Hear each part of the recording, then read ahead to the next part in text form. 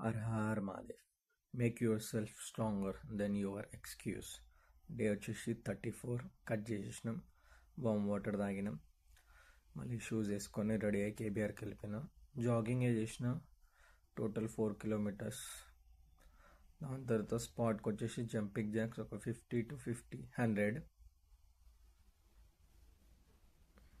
దాని తర్వాత హైనిక్స్ 50 to 100.